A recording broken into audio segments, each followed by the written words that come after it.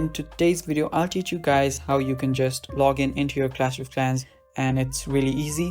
So before we start, just go down below and hit the subscribe button so you never miss out on our future videos. Now let us just start. First, what you'll have to do is open up your Clash of Clans like this. This is a new account, as you can see right here. Everything's level 1, the town hall's level 2, and all you have to do is just tap on the settings that's on the bottom right above the shop.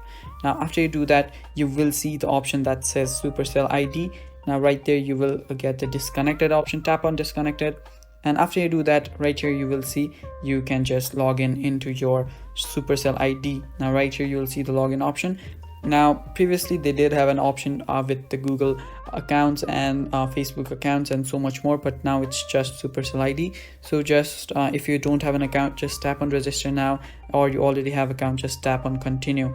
Now right here type in your email, and after you do, tap on login and type in your password, and you will just have logged in into your Clash of Clans accounts. And it's that easy, guys. And that is pretty much it for the video. Thank you for watching. Stay tuned for more upcoming tutorial videos, and bye bye, take care.